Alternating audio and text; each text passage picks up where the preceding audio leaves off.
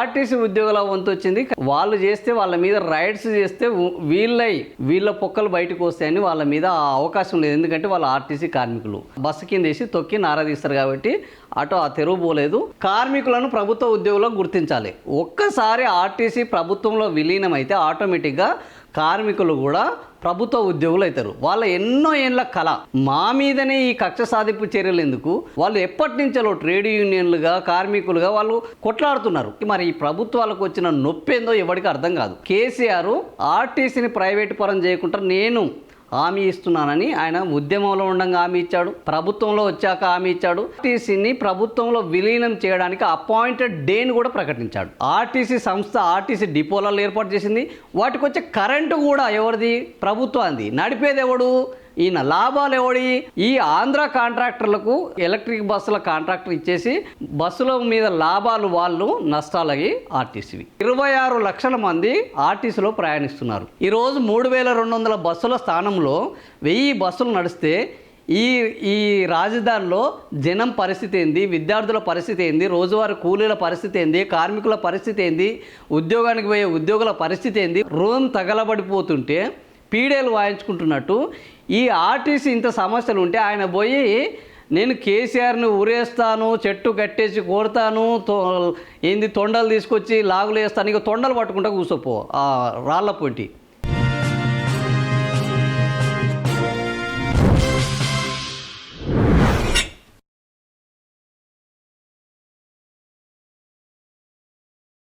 RTC సమ్మె siren మోగింది. కార్మిక సంఘాల జేఏసీ ప్రభుత్వ సంస్థ యాజమాన్యం జరిపిన చర్చలు విఫలమైనాయి. సో వీళ్ళు ఎవరితోనైనా చర్చలు జరిపితే సఫలమైతే అంటే ఇప్పటి వరకు ఏవి సఫలం కాలేదు. కానీ కొన్ని మాత్రము విజయవంతంగా వీళ్ళు సమ్మెలను మాన్పించారు. అవి చర్చల ద్వారా కాదు, బ్లాక్మెయిల్ ద్వారా. వాళ్ళ మీద రైడ్స్ను చేయించి, ఐటీ రైడ్స్ను చేయించి, విజిలెన్స్ రైడ్స్ను చేయించి, కాలేజీల వాళ్ళు సమ్మె చేస్తామంటే వాళ్ళ మీద అట్నే చేయించారు, ఉద్యోగులు సమ్మె చేస్తామంటే వాళ్ళ మీద అట్నే చేయించారు, టీచర్లు చేస్తామంటే వాళ్ళ మీద అట్నే చేయిస్తారు, కాంట్రాక్టర్లు సమ్మె చేస్తామంటే వాళ్ళ మీద అట్నే చేయించారు. ఇప్పుడు ఆర్టీసీ ఉద్యోగుల వంతు వచ్చింది. కానీ ఆర్టీసీ ఉద్యోగుల మీద సమ్మె వాళ్ళు చేస్తే వాళ్ళ మీద రైడ్స్ చేస్తే వీళ్ళ పొక్కలు బయటకు వస్తాయని వాళ్ళ మీద అవకాశం లేదు. ఎందుకంటే వాళ్ళు ఆర్టీసీ కార్మికులు. వాళ్ళ మీద ఐటీ రైడ్స్, విజిలెన్స్ రైడ్స్, ఈ రైడ్స్ అవి చేస్తే వాళ్ళు ఆ బస్సు కింద వేసి తొక్కి నారాదీస్తారు కాబట్టి అటు ఆ తెరువు పోలేదు. క్లియర్ కట్గా 32 డిమాండ్లతోటి ఈరోజు సమ్మెకి పోతున్నారు. అందులో ప్రధానమైన డిమాండ్లు 32 డిమాండ్లు ఉన్నాయి. అయితే అందులో ప్రధానమైన డిమాండ్లు ఏంది అని అంటే ఆర్టీసీని ప్రభుత్వంలో విలీనం చేయాలి. ఇది రేవంత్ రెడ్డి ప్రభుత్వం వచ్చిన తర్వాత ఆర్టీసీ కార్మికుల గొంతెమ్మ కోరికలు అయితే అస్సలే కాదు. ఎందుకంటే ఈ ఆర్టీసీని ప్రభుత్వంలో విలీనం చేయాలి. ప్రతి ఎన్నికల్లో ప్రతి ఒక్క పార్టీ ఆర్టీసీని మాయ చేయడం కోసం, ఆర్టీసీ కార్మికుల ఓట్లు దండుకోవడం కోసం రకరకాల హామీలు ఇస్తుంటాయి. అందులో భాగంగా ఆర్టీసీకి ఇచ్చిన హామీల్లో గత రేవంత్ రెడ్డి ప్రభుత్వం కంటే ముందే బీఆర్ఎస్ ప్రభుత్వము, అంతకుముందు టీఆర్ఎస్ ప్రభుత్వము ఈ ఆర్టీసీని చంద్రబాబు నాయుడు హయాంలోనే కార్పొరేటైజ్ చేయబోతున్నారు, ప్రైవేటీకరణ చేయబోతున్నారు, ఆర్టీసీకి భవిష్యత్తు లేకుండా చేయబోతున్నారు. ఈ రాష్ట్రానికి ఆయుపట్టు, ప్రజా ప్రయాణానికి, పబ్లిక్ ట్రాన్స్పోర్ట్కు ఇది ఒక అద్భుతమైన సంస్థ అని ఆ రోజు కేసీఆర్ ఆర్టీసీని ప్రైవేటు పరం చేయకుండా నేను హామీ ఇస్తున్నానని ఆయన ఉద్యమంలో ఉండగా హామీ ఇచ్చాడు, ప్రభుత్వంలో వచ్చాక హామీ ఇచ్చాడు. ఆర్టీసీని ప్రభుత్వంలో విలీనం చేయడానికి అపాయింటెడ్ డేని కూడా ప్రకటించాడు. ఇంత చరిత్ర ఉన్నది ఆర్టీసీ గురించి ఈరోజు కాంగ్రెస్ వాళ్ళు నొక్కుతున్న సన్నాయి నొక్కులు, వీళ్ళు అప్పు చేసిపోయారు, కార్మికులను ముంచిపోయారు, కార్మికులను పట్టించుకోలేదు, ఇవన్నీ కూడా సన్నాయి నొక్కులు, బొంకు మాటలు తప్ప ఇందులో ఒక్కటి కూడా వాస్తవం లేదు. ఆర్టీసీ అపాయింటెడ్ డే చేశారు. ఆర్టీసీలో విపరీతమైన జీతాలు పెంచారు, ఫిట్మెంట్ పెంచారు. ఆర్టీసీకి దాన్ని ప్రైవేటు పరం చేయకుండా ఆర్టీసీ ఆస్తులను రక్షించే ప్రయత్నం చేశారు, అమ్ముకుంటున్నారని కాంగ్రెస్ వాళ్ళు చేస్తున్న ప్రచారాన్ని ఆ రోజు తిప్పికొట్టారు. కానీ ఈరోజు కాంగ్రెస్ పార్టీ ఏం చేస్తున్నదంటే ఆర్టీసీ డిపోలను ప్రైవేటు వాళ్లకు ఎలక్ట్రిక్ ఛార్జింగ్ ఫిల్లింగ్ స్టేషన్గా తయారు చేస్తున్నది. గత ప్రభుత్వం కంటే ఈ ప్రభుత్వం చేసింది ఈ ప్రభుత్వం బ్రహ్మాండంగా చేస్తుంది, రేవంత్ రెడ్డి ఇచ్చిన హామీలు అమలైతే ఇక మా జీవితంలో సమస్యలు ఉండవు, ఆర్టీసీకి ప్రమాదం ఉండదు అని వాళ్ళు గట్టిగా నమ్మిరు. పాపం వాళ్ళు ఆశపడ్డారు అందరికనే. ఫలితం ఏమైంది? ఈరోజు ఆర్టీసీ బస్సు చక్రం ఆగే పరిస్థితి వచ్చింది. ఆర్టీసీ కార్మికుల జీవితాలు గాలిలో దీపంలా తయారైనాయి. వాళ్ళ భవిష్యత్తు ప్రశ్నార్థకం అయిపోయింది. ఆర్టీసీ భవితవ్యం ఏమిటి అన్నది తేలని పరిస్థితికి ఏర్పడ్డది. ఇక రెండవది ఏంది? కార్మికులను ప్రభుత్వ ఉద్యోగులకు గుర్తించాలి. ఒక్కసారి ఆర్టీసీ ప్రభుత్వంలో విలీనమైతే ఆటోమేటిక్గా కార్మికులు కూడా ప్రభుత్వ ఉద్యోగులు అవుతారు. వాళ్ళ ఎన్నో ఏళ్ళ కళ. అనేక మందిని ప్రభుత్వ ఉద్యోగులకు గుర్తిస్తున్నారు. మేమేం పాపం చేసినాము, మేమేం నేరం చేసినాము, మా మీదనే ఈ కక్ష సాధింపు చర్యలు ఎందుకు, మా మీదనే ఈ సవతి తల్లి ప్రేమ ఎందుకు ఈ ప్రభుత్వాలకని వాళ్ళు ఎప్పటి నుంచో ట్రేడ్ యూనియన్లుగా కార్మికులుగా వాళ్ళు కొట్లాడుతున్నారు. మరి ఈ ప్రభుత్వాలకు వచ్చిన నొప్పి ఏందో ఎవరికి అర్థం కాదు. పాపం నిత్యం జనాలలో ఉంటారు, జనంతో కలిసి ఉంటారు, జనం యోగక్షేమాలను అడుగుతుంటారు, జనాన్ని వాళ్ళ లక్ష్యాలకు చేరవేస్తుంటారు. అత్యంత భద్రమైన ప్రయాణం ఏంది అంటే ఆర్టీసీ ప్రయాణం. ప్రభుత్వ ఉద్యోగులకు గుర్తించడానికి ఈ ప్రభుత్వాలకు ఎక్కడ లేని నొప్పి వస్తుంది. ఆ పార్టీ ఈ పార్టీ తేడా లేదు. ఇక్కడ ఒక కార్మికుడు మాత్రమే సెంటర్ పాయింట్.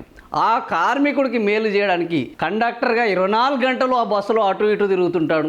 డ్రైవర్గా ఆ బస్సులకు ఫిట్నెస్ లేకపోయినా, బ్రేకులు సరిగా పడకపోయినా, దాన్ని సర్వీసింగ్ సరిగా చేయకపోయినా, ఓ పార్ట్ ఊడిపోతున్నా దాన్ని అత్యంత సురక్షితంగా తన సొంత బండి కంటే ఎక్కువ జాగ్రత్తగా, మళ్ళీ వీళ్ళకు మైలేజీలు, బస్ స్టాపులు, మళ్ళీ టైమింగ్, ఇన్ని కండిషన్ల మధ్య కూడా ఈరోజు ఆర్టీసీ డ్రైవర్లలో ఆర్టీసీని ఒక సురక్షిత ప్రయాణంగా మార్చడంలో వాళ్ళు సఫలమయ్యారు. అయినా కూడా వాళ్ళను ప్రభుత్వ ఉద్యోగులుగా మార్చడానికి ఈ ప్రభుత్వాలకు మనసు రావట్లేదు. ఇక మూడోది ఏంది?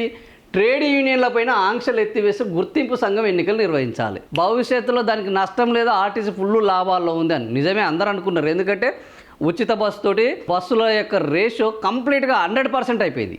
సో ఆ బస్సులో వచ్చే ప్రయాణికులు పూర్తి స్థాయిలో నిండి బస్సులన్నీ కిటకిటలాడినాయి. సీట్లు దొరకని పరిస్థితి, ఒకరినొకరు జుట్టు పట్టుకొని కొట్టుకునే పరిస్థితి, ఒకరినొకరు ఏంది పేస్ట్ వేసుకొని అందులోనే యాప పూలలు వేసుకొని తవ్వుకునే పరిస్థితి, ఒకరు నూనె పెట్టుకొని అన్నం నుంచి ప్రయాణించే పరిస్థితి.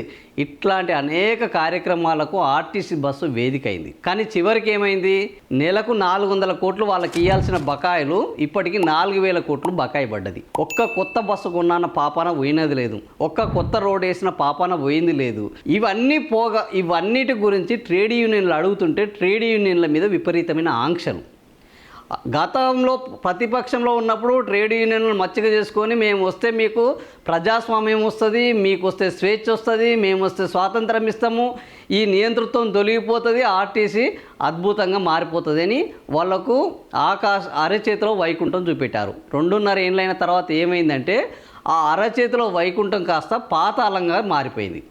ఇప్పుడు వాళ్ళు పాతాళంలో ఉన్నాము, ఊపిరి కూడా ఆడట్లేదురా, మమ్మల్ని పైకి తీసుకురారా నాయన అని అంటే, లేదు మాకు పైకి తీసుకొచ్చేంత బలం లేదు, మాకు పైకి తీసుకొచ్చే ఉద్దేశం లేదు, మీరు అక్కడనే పడి సావండ్రా బాబు అని ఈరోజు రేవంత్ రెడ్డి ప్రభుత్వము నిన్న చర్చల్లో అదే మాటలు చెప్పింది.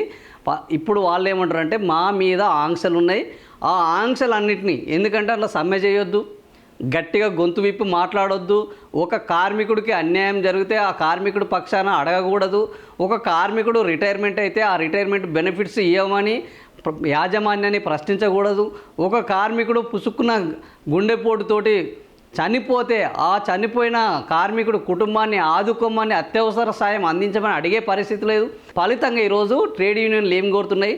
మాకు స్వేచ్ఛనియండి నాయన, మా మీద ఆంక్షలు ఎత్తేయండి, మేమేమి ప్రభుత్వాలకు వ్యతిరేకం కాదు, మేము కార్మికుల హక్కుల కోసమే మాట్లాడతాం, కార్మికులకున్న ఇబ్బందులను మీ దృష్టికి తీసుకొస్తాం, అవి సకాలంలో మీరు పరిష్కరిస్తే మేము ఒక వారధిగా పనిచేస్తాం, ప్రభుత్వము ఆర్టీసీ మధ్య బ్రహ్మాండమైన ఒక సఖ్యతను నెలకొల్పి ప్రజలకు ఇబ్బంది లేకుండా పనిచేయడంలో మేము ముఖ్య పాత్ర పోషిస్తామంటే లేదు 2.5 ఏళ్ళైనా మాకు పదవులు వచ్చినాయి, మాకు ఎన్నికలు జరిగినాయి, కానీ మీకు ఎన్నికలు రావడానికి వీల్లేదు, మీకు పదవులు ఇవ్వడానికి మాకు అస్సలు ఇష్టం లేదు అన్న పద్ధతిలో ఈరోజు రేవంత్ రెడ్డి ప్రభుత్వం నడుస్తుంది. ఉచిత బస్సు పథకం కింద నెలకు 400 కోట్ల బకాయిలను తక్షణమే విడుదల చేయాలి. ఇంతకుముందు అనుకున్నదే కదా, వాళ్ళు మీరు ఉచిత బస్సు బాగానే ఉన్నది, ఎక్కేటోళ్ళు బాగానే ఉన్నారు, దిగేటోళ్ళు బాగానే ఉన్నారు, ప్రభుత్వ ప్రచారానికి బాగానే ఉన్నది, కానీ నడుపుతున్న మాకు కాళ్ళు వాస్తున్నాయి, నడుములు ఇరుగుతున్నాయి, చేతిలోకి రూపాయి చిల్లి గవ్వ రావట్లేదు. ఇంత కష్టపడుతున్నాము, 8 గంటలకు బదులు 12 గంటలు కష్టపడుతున్నారు, ఒక్క షిఫ్ట్కు బదులు 2 షిఫ్టులు పనిచేస్తున్నారు. రిటైర్మెంట్ అయిన వాళ్ళ ప్లేస్లో కొత్త వాళ్ళను నియామకాలు చేపట్టట్లేదు, చెడిపోయిన బస్సుల విషయంలో కొత్త బస్సులను తీసుకురావట్లేదు. అయినా కూడా ప్రతి ఒక్కరిని ఈరోజు వాళ్ళ లక్ష్యాలకు వాళ్ళు అనుకున్న ప్లేస్లకు చేరవేయడంలో మేము ఏ మాత్రం కూడా శక్తి వంచన లేకుండా పనిచేస్తున్నాము. కానీ మాకు పైసలు ఎవరా నాయన? నెలకు 400 కోట్లు 4000 కోట్ల బకాయిలు ఉన్నాయి. ఇన్ని బకాయిలు ఉంటే మేము బతికేది ఎట్లా? వీటికి డీజిల్ పోసేది ఎట్లా? వాటికి మరమ్మతులు చేసేది ఎట్లా? ఆర్టీసీ బతికేది ఎట్లా? బ్రెడ్ విన్నర్ కాంట్రాక్ట్ అవుట్సోర్సింగ్ పోస్టులను తక్షణమే పర్మనెంట్ చేయాలి. అంతకుముందు కూడా ఎవరు మన ఇతను ఉన్నప్పుడే చేశారు, కేసీఆర్, రాజశేఖర రెడ్డి, వీళ్ళిద్దరిట్లో ఎవరో ఉన్నప్పుడు కాంట్రాక్ట్ వాళ్ళని అవుట్సోర్సింగ్ కాంట్రాక్ట్ వాళ్ళని వీళ్ళని పర్మనెంట్ చేశారు. మళ్ళా బీఆర్ఎస్ ఈయన వచ్చినాక కూడా హామీ ఇచ్చాడు, ఎన్నికలలో వీళ్ళకు కూడా 100 హామీలు ఇచ్చాడు ఆర్టీసీ కార్మికులకు. మరి ఇప్పుడు చేయండి నాయన, మా జీవితాంతం ఆర్టీసీలోనే పనిచేసినాము, 20 ఏళ్ళు 25 ఏళ్ళు 30 ఏళ్ళుగా ఇక్కడనే అవుట్సోర్సింగ్గా కాంట్రాక్ట్గా పనిచేసినాము.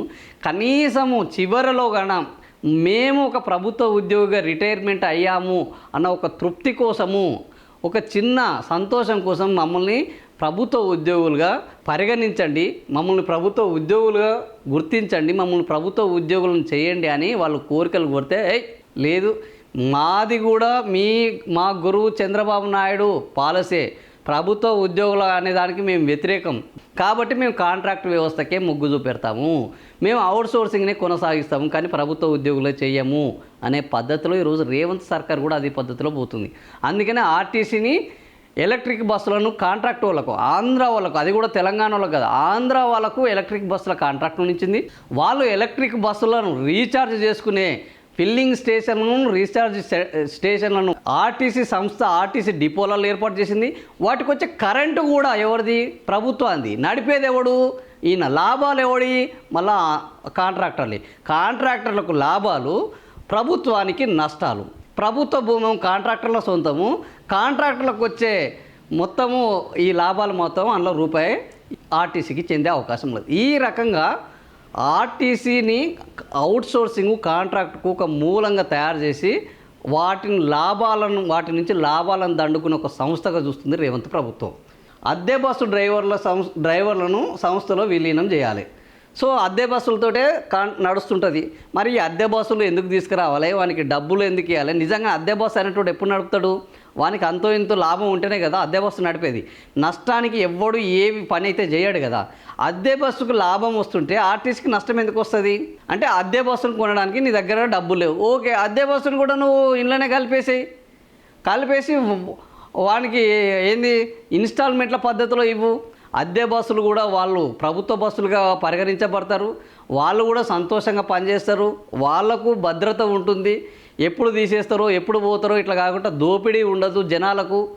వాడు పని చేయకపోయినా వాడికి సరిగ్గా బిల్లు రాకపోతే అద్దె బస్సును వాడు సర్వీసింగ్ చేయడు. సర్వీసింగ్ చేయకపోతే ఏమవుతుంది?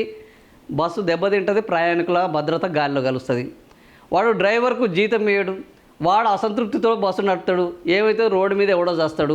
ఇవన్నీ ఉండొద్దు అని అంటే అద్దె బస్సులను కూడా ఆర్టీసీలో విలీనం చేయండి. వాటికి లాభాలు వస్తున్నాయంటే వాటిని విలీనం చేస్తే ఆర్టీసీ కూడా లాభాలు వస్తాయి కదా. కానీ అది చేయం. ఎందుకు? అద్దె బస్సుల నుంచి ముడుపులు వస్తాయి. సంస్థను ప్రైవేటీకరణ యోచనను విరమించుకోవాలి. ఎవడొచ్చినా కానీ ఆర్టీసీని ప్రైవేటీకరణ ఎట్లా చేయాలని ఆలోచించేది తప్ప ఆర్టీసీని నిజంగానే కాపాడుకుందాము అన్న ఆలోచన ఉంటే 2.5 ఏళ్ళ నుంచి వెళ్ళి ఇన్ని పైసలు బకాయిలు పెట్టి ఇంతమంది రిటైర్ అయినా వాళ్ళని భర్తీ చేయకుండా ఈ కాంట్రాక్టర్లను తీసుకొని వచ్చి లోపలికి తీసుకొచ్చి ఇవన్నీ ఎందుకు చేస్తారో? ఆర్టీసీని ప్రైవేటీకరణ చేయాలన్న యోచన ఈ ప్రభుత్వానికి బ్రహ్మాండంగా ఉన్నది. ఇప్పుడు వాళ్ళు తిరగబడేసరికి వీళ్ళకు ఏం చేయాలనో అర్థమైతలేదు. ఎలక్ట్రిక్ బస్సులను ప్రభుత్వం కొనుగోలు చేసి ఆర్టీసీ సంస్థకు అప్పగించాలి. ఇంతకుముందు కూడా మనం అనేక సార్లు అనుకున్నాం. ఎలక్ట్రిక్ బస్సులను గత ప్రభుత్వంలో Jawahar Lal Nehru national urban renewal mission అనే ఒక పథకం కింద మనం చూసినాం. చాలా బస్సులు ఎలక్ట్రిక్ బస్సులు రోడ్ల మీద ప్రభుత్వం కొనుగోలు చేసి సెంట్రల్ గవర్నమెంట్ నుంచి అదొక స్కీమ్ ఉన్నది, జేఎన్ఎన్ ఈఆర్ఎం కింద బస్సులు వస్తే ఆ బస్సులను తీసుకుపోయి ఆర్టీసీకి అప్పచెప్తే ఆర్టీసీ వాళ్ళు బ్రహ్మాండంగా నడుపుకున్నారు. కాలుష్యం లేదు, సప్పుడు లేదు, ఆర్టీసీకి దాని మీద భారము లేదు, జనాలకు కూడా ప్రశాంతంగా ఉన్నది. ఈ రేవంత్ రెడ్డి ప్రభుత్వం ఏం చేస్తుందంటే ఈ ఆంధ్ర కాంట్రాక్టర్లకు ఈ ఎలక్ట్రిక్ బస్సుల కాంట్రాక్టర్ ఇచ్చేసి వాళ్ళు బస్సులు కొనుక్కొని వస్తారు, వాళ్ళ ఛార్జింగ్ వీళ్ళే పెడతారు, వాళ్ళ కరెంటు వీళ్ళే ఇస్తారు. ఆర్టీసీ పర్మిట్లలో ఎవడన్నా తిరిగితే ఆ పర్మిట్లకు డబ్బులు కట్టాలి, ఆ డబ్బులను వాళ్ళకు ఫ్రీగా ఇస్తారు. బస్సుల మీద లాభాలు వాళ్ళు, నష్టాలకి ఆర్టీసీవి. ఈ పద్ధతిలో నడుపుతున్నారు. కాబట్టి ఇక ఈ వద్దురా నాయన, ఈ ఎలక్ట్రిక్ బస్సుల దందా బంద్ చేయండి, మీరు ఎలక్ట్రిక్ బస్సులు మాకు కోనియండి, మేమే నడుపుతాం, వాటిని బ్రహ్మాండంగా మెయింటైన్ చేస్తాం. ఏ సంస్థ కంటే ఎక్కువ కూడా ఒక బస్సు లైఫ్ని 1.5-2 టైమ్స్ ఎక్కువ నడుపుతున్న ఏకైక సంస్థ ఆర్టీసీ. ఇలాంటి ఆర్టీసీని ఈరోజు పుట్టి ముంచుదాము అన్న ఆలోచన తల్లి పాలు దాగి తల్లి రొమ్ము గుద్దడం కంటే దారుణమైంది. ఈ శాఖకు నేతృత్వం వహిస్తుందంటే నిజంగా తెలంగాణ ఉద్యమకారుడు పొన్నం ప్రభాకర్. ఆర్టీసీ సంస్థను మొత్తము తొక్కేయడానికి, ఆర్టీసీ సంస్థను ప్రైవేటీకరణ చేయడానికి, ఆర్టీసీ కార్మికుల ఉసురు పోసుకోవడానికి సిద్ధమైంది ఈ ఉద్యమకారుడు. ఇంతకంటే దారుణం ఏమైనా ఉన్నదా? ఎవరినైతే నమ్ముకుంటామో వాడే మనల్ని మోసం చేస్తాడంటే, ఎవడైతే మనవాడని భావిస్తామో వాడే మనల్ని నిండా ముంచుతానంటే ఇంకెవడికి చెప్పుకోవాలి ఈ బాధలు? ఈ హైదరాబాద్లో 31 లక్షల మంది ఒక రోజు ప్రయాణిస్తున్నారు. ఇందులో 26 లక్షల మంది ఆర్టీసీలో ప్రయాణిస్తున్నారు. ఓ 60,000 మంది ఎంఎంటీఎస్లో ప్రయాణిస్తున్నారు, ఓ 4.5 లక్షల మంది మెట్రోలో ప్రయాణిస్తున్నారు. ఓవరాల్గా ఈ మేజర్ షేర్ ఎవరిది? 26 లక్షల మంది. ఈరోజు ఈయన ఏం చేస్తున్నాడు? ప్రత్యామ్నాయ ఏర్పాట్లు చేస్తున్నాడు. ఎన్ని? 3,200 బస్సులు ఉంటే 1000 బస్సులను ఈయన అద్దెకు తీసుకొని వస్తారు. అది పైకి మాత్రమే 1000, బయట నడిచేది మాత్రము నాకు తెలుసు 200-300 నడుస్తాయి.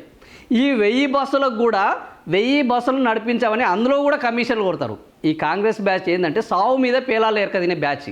ఈరోజు 3,200 బస్సుల స్థానంలో 1000 బస్సులు నడిస్తే ఈ రాజధానిలో జనం పరిస్థితి ఏంది, విద్యార్థుల పరిస్థితి ఏంది, రోజువారీ కూలీల పరిస్థితి ఏంది, కార్మికుల పరిస్థితి ఏంది, ఉద్యోగానికి పోయే ఉద్యోగుల పరిస్థితి ఏంది? ఉదయం 8 గంటల నుంచి వెళ్ళి 11 గంటల వరకు పీక్ టైము, సాయంత్రం 5 గంటల నుంచి వెళ్ళి రాత్రి 9 గంటల వరకు పీక్ టైము.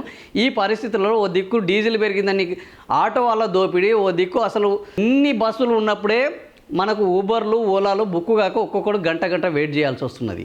వాడు ఎవరికైతే ఇబ్బంది, వర్షం కొడితే వాడికి డబుల్ రేట్ వేస్తాడు, ఎవరికైనా ఇబ్బంది ఉందంటే డబుల్ రేట్ వేస్తారు. అసలే ఓ దిక్కు రూపాయి రోజుకు పడిపోయింది, ఓ దిక్కు ఉద్యోగాలు దొరకట్లేదు, సాఫ్ట్వేర్ ఉద్యోగాలు పోయినాయి. మెట్రో రైలు నువ్వు ఇంకా ఏం చేస్తావో తెలుసా? ఆ మెట్రో రైలు ఇప్పటికే తాకిడి ఎక్కువైపోయినది.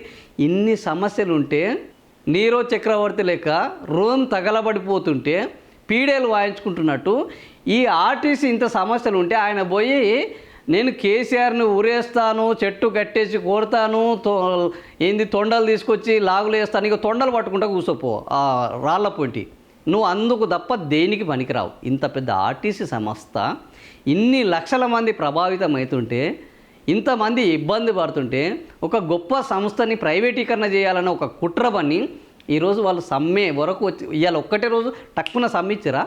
వాళ్ళు చెప్పబట్టి 7 ఏడాది అవుతుంది. 2.5 ఏళ్ళ నుంచి వెళ్ళి ప్రజలకు దానివల్ల ఇబ్బంది జరుగుతుందని తెలుసు. తన రాజకీయ ముఖ్యము, తన మనుగడ ముఖ్యము, తన అధికారం ముఖ్యము, తన కుటుంబ సోదరుల యొక్క దోపిడీ ముఖ్యం. ఈరోజు జనానికి అర్థం కావట్లేదా?